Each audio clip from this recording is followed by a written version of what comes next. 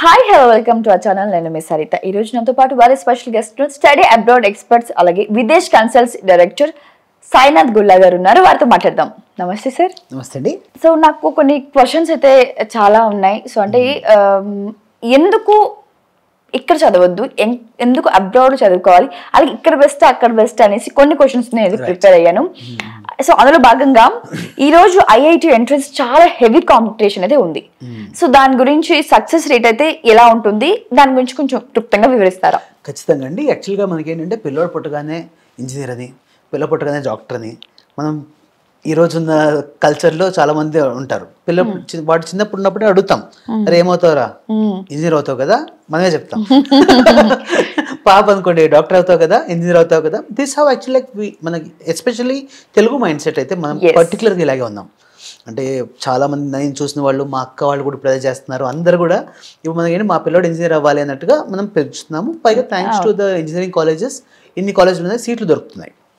కానీ ఎన్ని ఎలా ఉన్నా కూడా అందరికీ ఒక డ్రీమ్ ఏంటంటే IIT, Indian institute of technology, IIT. మనకు యాక్చువల్గా ఇండియాలో ఉన్న ఫ్యూ యూనివర్సిటీస్లో దీనికోసము మొత్తం ఇండియా వైడ్గా 10 లక్షల మంది పైన ఎగ్జామ్ రాస్తున్నారు.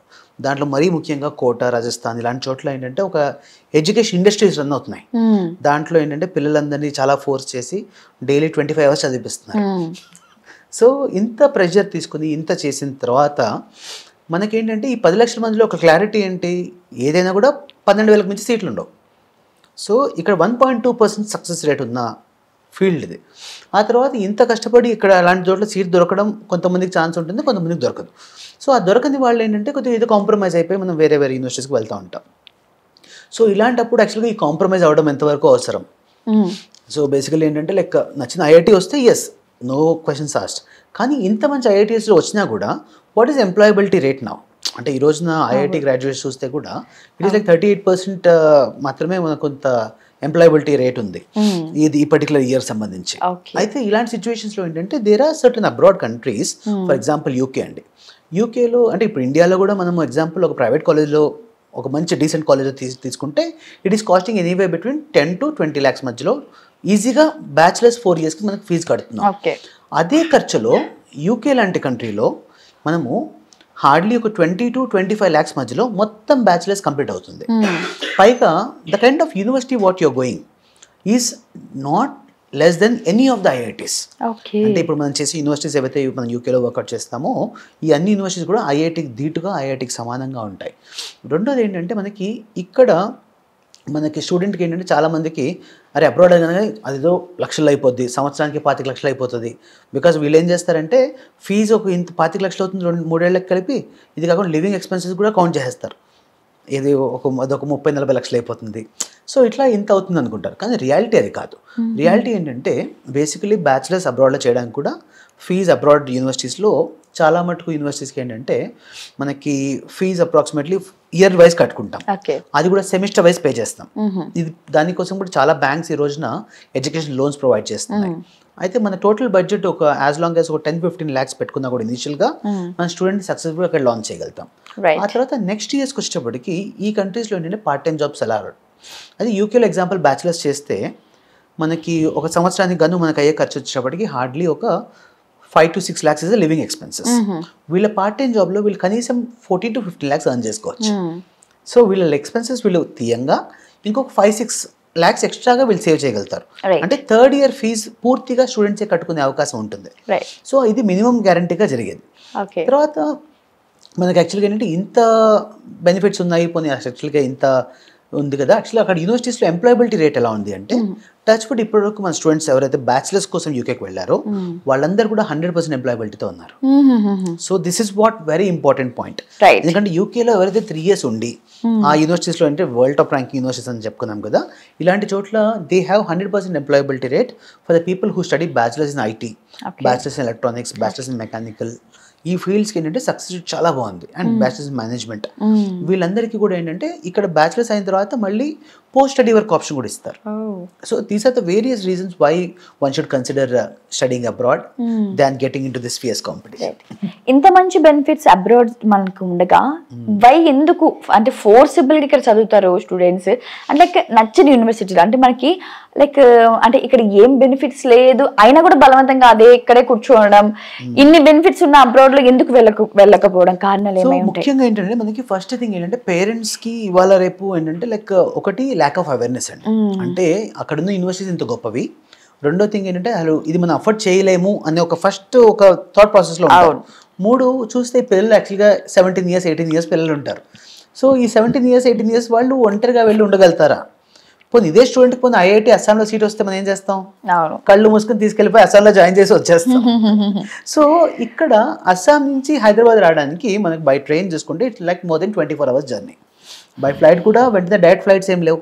It takes 8 to 10 hours. ఒకవేళ మనం యూకేలో చేసినా కూడా అదే 8 to 10 hours జర్నీ టైం ఉంటుంది. అండ్ యూకే వచ్చేసేటప్పటికి ఏంటంటే ఇంగ్లీష్ స్పీకింగ్ కంట్రీ కాబట్టి మనకేం తెలియని కంట్రీ కాదు. అదే యూనివర్సిటీలో కనీసము 100 మంది పైన తెలుగు మాట్లాడే స్టూడెంట్స్ ఉంటారు నేను చేసే ప్రతి యూనివర్సిటీలో కూడా. కాబట్టి వాళ్ళకి ఆ భయం అక్కర్లా. కానీ చాలా మంది పేరెంట్స్కి ఏంటంటే ఈ అవేర్నెస్ లేక చాలా మంది యాక్చువల్గా they are settling for less. Because నాకు తెలిసిన చాలా పేరెంట్స్ ఏంటంటే they are spending 25-30 lakh rupees as a donation and joining bachelors here. Same అదే అమౌంట్లో మొత్తం కోర్స్ అయిపోతుంది అక్కడ. పైగా ఇంటర్నేషనల్ డిగ్రీ, ఇంటర్నేషనల్ ఎక్స్పోజర్. ఇప్పుడు ఇవాళ రేపు గ్లోబలైజేషన్ జరిగినప్పుడు అండి స్టూడెంట్స్ ఎవరైతే ఇండియాలో ఉంటారో వీళ్ళ కమ్యూనికేషన్ స్కిల్స్ ఏదైతే ఉందో ఇండియాలో ఉన్నంత వరకు కూడా ఏంటంటే మనము ఒక చిన్న ఫ్యాకల్టీని కూడా మనం సార్ అని పిలవాలి. సో అబ్రాడ్లో ఎప్పుడైతే ఉంటుందో అక్కడ ప్రొఫెసర్ని కూడా you have to call by name, only by the first name, mister Bertil అట్లా సో అండ్ సో పేరు పెట్టి పిలుస్తారు. ఇక్కడ ఏమవుతుందంటే వాళ్ళకి ఆ స్టూడెంట్కి ఆ ప్రొఫెసర్తో అలా చదువుగా మాట్లాడటము, ఆ తర్వాత బయట వీళ్ళు పార్ట్ టైం జాబ్స్ చేసుకోవడము, ఆ తర్వాత మార్నింగ్ లేసినప్పుడు బ్రేక్ఫాస్ట్ దగ్గర నుంచి నైట్ పడుకునేంత వరకు everything they have to arrange themselves. ఈ ట్రాన్స్ఫర్మేషన్లో ఏమవుతుందంటే స్టూడెంట్కి he's facing himself a challenge that he has to earn money, he has to study. So దీని ద్వారా ఏంటంటే మనం పంపించిన ఒక student by the time they complete the bachelor's they are very eligible person to get into a job అయిపోతారు. Right. MB చదవడం కోసం IIM and ISB లో చాలా హెవీ కాంపిటీషన్ ఉంది. సో దాని గురించి మీరు ఏమంటారు? సో ఇది కూడా ఈక్వల్లీ టఫ్ కాంపిటీషన్ ఉన్న జోన్ అండి మనకి ఇండియాలో. ఎందుకంటే I know so many people actually who prepare for CATs and who try to crack ISBs. So approximately more than 2 lakh students మనకి ఎప్పుడు కూడా ఈ క్యాట్ ఎగ్జామ్ రాయడం లేకపోతే మనకి ఈ ఐఎస్బీస్కి ఎంట్రన్స్ ట్రై చేస్తారు. దాంట్లో హార్డ్లీ ఒక 3 to 4% మాత్రమే they are able to succeed. అయితే మిగతా వాళ్ళందరూ కూడా ఏంటంటే యాక్చువల్గా అరే నాకు అంత క్యాలిబర్ లేదేమో అనుకుంటాం.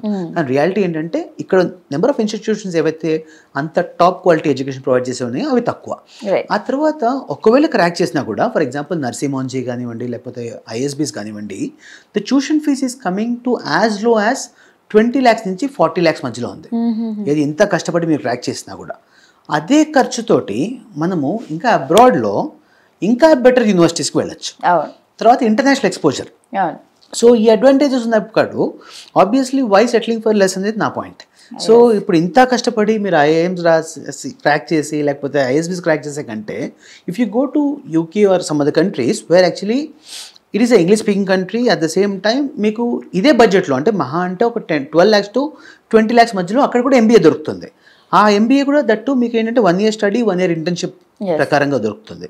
సో ఈ 2 years మాస్టర్స్లో వీళ్ళకి ఏంటంటే 1 year ఎక్స్పీరియన్స్ కూడా దొరుకుతుంది. అండ్ దట్టు ఇవన్నీ వరల్డ్ టాప్ ర్యాంకింగ్ యూనివర్సిటీస్లో ఉన్నాయి, అంటే better ranking than most of the ISBs.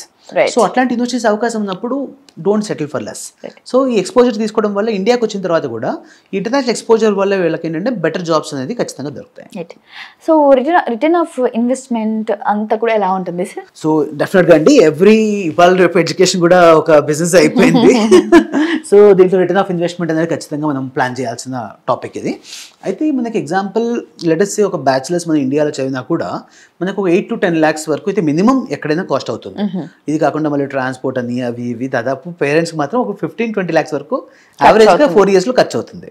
So ఇదే మన అబ్రాడ్లో చూసుకుంటే for example university of Coventry ఇట్లా యూనివర్సిటీ ఆఫ్ ఈస్ట్ లండన్ ఇట్లా చూస్తే ఫస్ట్ ఇయర్ ఫీజు వచ్చేసి ఒక 10 lakhs నుంచి 12 lakhs మధ్యలో ఉంటుంది. Second year third year fees వచ్చి ఓన్లీ 8 lakhs. సో ఓవరాల్గా ఒక 23-25 lakhs మధ్యలో వాళ్ళ టోటల్ ట్యూషన్ ఫీజు అయిపోతుంది బ్యాచులర్స్కి. ఈ తర్వాత వీళ్ళ లివింగ్ ఎక్స్పెన్సెస్ ఓన్లీ ఫస్ట్ ఒక 6 months సరిపడా వీళ్ళకి ఇచ్చి పంపిస్తే ఈ 6 months లోపు they are able to find some job. అప్పుడు ఏమవుతుంది మిగతా 2.5 years కూడా వాళ్ళు ఖచ్చితంగా ఏదో పార్ట్ టైం జాబ్లో వీళ్ళ లివింగ్ ఎక్స్పెన్స్ తీయంగా దాదాపు 3rd year ఫీజు సరిపడా కూడా వాళ్ళు సేవ్ చేసుకోగలుగుతారు.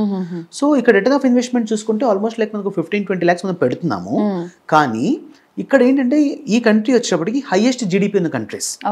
సో ఇక్కడ పర్ క్యాపిటల్ జీడిపి అంటాం, which is like more than $50,000. అంటే ఇక్కడ మన వాళ్ళు ఏ జాబ్ చేసినా కూడా they will crack A job with minimum having a salary of 2.5 to 3 lakhs. Wonderful. So మనం మొత్తం ఈ 3 years కి మనం ఒక 25 lakhs ఖర్చు పెట్టాం అనుకుంటే ఒక సంవత్సరం జాబ్ చేస్తే ఈ 25 లక్షలు కూడా వీళ్ళు రికవర్ చేసుకుంటారు. కాబట్టి this is what the return of investment what I look at. అయితే ఈ కోర్స్ అయిపోయిన తర్వాత స్టూడెంట్స్ కి 2 years పోస్ట్ స్టడీ వర్క్ అని ఇవ్వడం జరుగుతుంది. కాబట్టి ఈ టైంలో డెఫినెట్ గా మన వాళ్ళు జాబ్ అనేది ఈజీగా క్రాక్ చేస్తారు. This is for the bachelors. And ఎవరైతే మాస్టర్స్ కి వెళ్తారో ఈ మాస్టర్స్ లో ఉన్న బ్యూటీ ఏంటంటే మాస్టర్ స్టడీస్ లో ఏంటంటే 1 year study 1 year internship. So ఇక్కడ రిటర్న్ ఆఫ్ ఇన్వెస్ట్మెంట్ ఎలా ఉంటుంది, మీరు ఫస్ట్ ఇయర్లో ఫీజు కడుతున్నారు, సెకండ్ ఇయర్లో ఇంటర్న్షిప్లో ఫుల్ టైం జాబ్ చేస్తున్నారు. By the time you complete your 2 years of stay there, మీరు మొత్తం కట్టిన ఈ 20 lakhs కూడా మొత్తం అర్న్ చేస్తారు. సో ఇక్కడ రిటర్న్ ఆఫ్ ఇన్వెస్ట్మెంట్ ఏంటంటే మీరు గ్రాడ్యుయేట్ అయ్యేటప్పటికి మీ డబ్బులు మీ దగ్గర ఎక్స్పీరియన్స్ వస్తుంది, మీ డబ్బులు మీకు వచ్చేస్తుంది. ఆ తర్వాత ఇంకో 2 years పోస్ట్ స్టడీ వర్క్ ఉంటుంది. కాబట్టి దిస్ ఇస్ ద బ్యూటీ. అక్కడ స్టూడెంట్ కి అడ్మిషన్ ఎలా దొరుకుతుంది సార్? సో అడ్మిషన్స్ ఏంటంటే ఇక్కడ అన్ని కూడా మనకి పబ్లిక్ యూనివర్సిటీస్ అంటే యూకేలో చాలా యూనివర్సిటీస్ ఉన్నాయండి. అయితే వీటిలో ఏంటంటే మేము హ్యాండ్ పిక్ యూనివర్సిటీస్ కొన్ని సెలెక్ట్ చేస్తాం based on the student profile, వాళ్ళ ఎలిజిబిలిటీ, తర్వాత వాళ్ళకి ఎక్కడైతే స్కాలర్షిప్స్ బెటర్గా వస్తాయి. ఇవన్నీ కూడా మా ఇయర్స్ ఆఫ్ ఎక్స్పీరియన్స్లో by seeing the profile we can come up with the conclusions. దాని ప్రకారంగా what we do is actually we help the student to get the application done. And Videsh consults responsibility ఎంతవరకు ఉంటుందంటే అప్లికేషన్ టిల్ అకామిడేషన్. అంటే ఇక్కడ మన student first వాళ్ళు అక్కడ career counselling start చేసి ఒక అడ్మిషన్ ప్రాసెస్, ఆ తర్వాత వీసా, ఆ తర్వాత ఫ్లైట్ టికెట్స్ దాన్ని గైడ్ చేసి పోస్ట్ ల్యాండింగ్ సర్వీసెస్ హెల్ప్ చేసి అక్కడ అకామిడేషన్ సెట్ చేసేంత వరకు Videsh Consults will play very vital role in every step of it. Right. So admission దొరికిన తర్వాత స్కాలర్షిప్ విషయానికి వస్తే ఎలా ఉంటుంది? స్కాలర్షిప్స్ నేను ఇంతకుముందు చెప్పినట్టండి చాలా యూనివర్సిటీస్ ఏంటంటే దే హ్యావ్ లైక్ మనకి వైస్ ఛాన్సలర్ స్కాలర్షిప్ అని, లేకపోతే వీళ్ళు అకాడమిక్ స్కాలర్షిప్ అని, తర్వాత ఇంటర్నేషనల్ బ్రూజరీస్ అని, ఇలా కొన్ని స్కాలర్షిప్స్ ఉంటాయి. సో వాళ్ళ ప్రొఫైల్ బట్టి విదేశ్ కన్సల్ట్స్లో ఉన్న expertise team what they do is actually వాళ్ళకి ఎక్కడైతే బెటర్ స్కాలర్షిప్ వస్తుందో స్టూడెంట్కి అవేర్నెస్ ఇస్తారు. ఇచ్చిన తర్వాతనే అప్లికేషన్ స్టార్ట్ చేస్తారు. రైట్.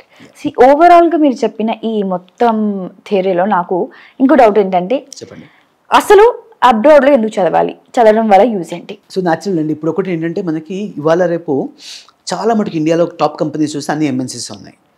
అండ్ ఒకటే కంట్రీలో ఉండి బిజినెస్ చేసే కంపెనీస్ చాలా తక్కువ.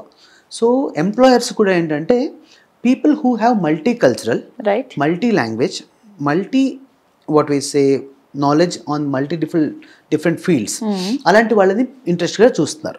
సో ఎప్పుడైతే స్టూడెంట్ మనకి ఇండియాలో ఉన్నంత వరకు ఏమవుతుందంటే మనం ఎంతసేపు కూడా ఇక్కడ బీటెక్ చేస్తాము, లేకపోతే బీబీఏ చేస్తాం, ఆ తర్వాత ఇక్కడ ఎంబీఏ చేయొచ్చు, ఎంటెక్ చేయొచ్చు. అది ఇక్కడ ఎంబీఏ ఎంటెక్స్కి అబ్రాడ్ దానికి ఈ మెయిన్ డిఫరెన్స్ ఎక్కడ వస్తుందంటే వీళ్ళకి ఎడ్యుకేషన్ మొత్తం కూడా ప్రాక్టికాలిటీ. సో ఈ ప్రాక్టికల్ ఎడ్యుకేషన్ దట్టు ఇదేంటంటే ఇండస్ట్రీ ఓరియంటెడ్ ఉంటుంది. సో ఇండస్ట్రీ ఓరియంటెడ్ ఉండడం వల్ల వీళ్ళకి ఏంటంటే రియల్ వరల్డ్ సినారియోస్కి బాగా కనెక్ట్ అవ్వగలుగుతారు. తర్వాత ఎడ్యుకేషన్తో పాటు వీళ్ళకి ఇంటర్న్షిప్స్ ఉంటాయి. సో విచ్ ఈస్ నాట్ అంటే ఇండియాలో కూడా ఇంటర్న్షిప్స్ ఉంటాయి కానీ but not everybody will get opportunity to work in MNCs. So ఇక్కడ ఏంటంటే అందరికీ ఆపర్చునిటీ దొరుకుతుంది. సో అందువల్ల వీళ్ళకి ఎలిజిబిలిటీ ఇక్కడ పెరుగుతుంది. కాబట్టి ఇండియాలో కంటే కూడా అబ్రాడ్లో చేయడం వల్ల వీళ్ళకి ఏంటంటే ఈ ఎక్స్పోజర్ లెవెల్స్ ఇవి రావడం వల్ల తర్వాత మెయిన్ ఇంపార్టెంట్ జరిగేది ఏంటంటే మన ఆడపిల్లలు కానీ అబ్బాయిలు కానీ ఇక్కడ ఉన్నంత వరకు ఏంటంటే మనం వాళ్ళు చాలా ప్యాంపర్ చేస్తాం. అరే ఇక్కడికి వెళ్ళాలి, పేరెంట్స్ కూడా వచ్చేస్తారు. ఇప్పుడు నేనైనా కూడా మా పాపతో నేను అలాగే వెళ్తా. అంటే ఇక్కడ ఎంతసేపు ఎలా ఉంటుంది అంటే మనం అంతసేపు we are so much protected about it. So ఇక్కడ అంటే మనకు అన్ఫార్చునేట్లీ కొన్ని అన్టువర్డ్ ఇన్సిడెంట్స్ కూడా జరుగుతున్నాయి ఇండియాలో. But UK or European countries are so safe. So అక్కడ ఏంటంటే యాక్చువల్గా టచ్ వర్డ్ గన్ కల్చర్ లేదు, సేఫ్టీ సెక్యూరిటీ పాయింట్లో భయం అక్కర్లేదు. కాబట్టి అక్కడ ఏంటంటే ఇండివిజువల్స్ వాళ్ళు రాత్రి 1 గంట 2 కూడా ఆడపిల్లలు హ్యాపీగా తిరగలుగుతారు. సో అటువంటి కంట్రీస్లో ఉన్నప్పుడు ఏంటంటే వీళ్ళకి యాక్చువల్గా వాళ్ళు గ్రో చేసుకోవడానికి, వాళ్ళు జాబ్ చేయడానికి, ఇండివిజువల్గా బతకడానికి ఎక్కువ అవకాశాలు ఉంటాయి. సో అటువంటి అవకాశాలు ఉన్నందువల్ల I always suggest abroad studies. ఇక్కడ కంటే అక్కడికి వెళ్తే మీకు ఏమవుతుందంటే ఇప్పుడు ఒకప్పుడు రాజులు కూడా ఇలాగే చేసేవాళ్ళు. వాళ్ళ పిల్లలు ఏం చేసేవాళ్ళు అంటే వాళ్ళు దే యూస్ టు సెండ్ యువరాజులను ఏం చేసేవారంటే డిస్గస్ అంటే మారువేషాలు వేసి వాళ్ళు పంపించి ఒక సంవత్సరం అట్లా ఇంకో వేరే రాజ్యాలు తిరిగిపోనేవాళ్ళు. వాళ్ళన్నీ చూసి యాక్చువల్లీ వాట్ ఈస్ లైఫ్ అని తెలుసుకుని they use to come back. So ఈ సినారియోస్లో ఏమవుతుందంటే మనకి నాలెడ్జ్ అనేది పెరుగుతుంది. ఒకే దగ్గర ఉన్నప్పుడు మనకు అంత అవేర్నెస్ రాదు. So this is also one of the important point which actually they will gain. So ఇక చివరిగా విదేశ్ కన్సల్ట్స్ అసలు ముఖ్య ఉద్దేశం ఏమిటి? సో ముఖ్య ఉద్దేశం బేసికలీ ఏంటంటే మనకి టచ్ వర్డ్ సరస్వతీదేవిని నమ్ముకున్నాము. సో దీంట్లో ముఖ్యంగా ఏంటంటే మాకు ఎంతసేపు ఎడ్యుకేషన్ దాంట్లో బెస్ట్ ఐడియాస్ ఏంటి, అన్నిటికంటే ఇంపార్టెంట్ నాకు జాబ్ సాటిస్ఫాక్షన్ అండి. ఇక్కడ ఏమవుతుందంటే యాక్చువల్గా నా దగ్గర వచ్చినప్పుడు నేను ఒక స్టడీ అబ్రాడ్ కన్సల్టెంట్ కంటే కూడా ఒక కెరీర్ అడ్వైజర్గా, కెరీర్ కౌన్సిలర్గా నన్ను ఎక్కువ పెట్టుకుంటా. సో ఇక్కడ జరిగేది ఏంటి, like I will first understand what is your requirement, why you would like to go. So ఉన్న సిచ్యువేషన్స్లో పేరెంట్స్ని ఇబ్బంది పెట్టకుండా మనం ఏ కంట్రీకి వెళ్ళగలుగుతాం, తర్వాత ఉన్న పరిస్థితుల్లో మనం ఏది చేస్తే బెటర్. అండ్ కొన్ని అడ్వైజెస్ ఎలా ఉంటాయంటే యాక్చువల్గా వాళ్ళకి అబ్రాడ్ వెళ్ళడం కన్నా ఇండియాలో ఉండడం బెటర్ ఉంటాయి కొన్ని సిచ్యువేషన్స్. ఆ సిచ్యువేషన్ ప్రకారంగా అంటే డిమాండ్స్ బట్టి మా యొక్క గైడెన్స్ ఉంటుంది.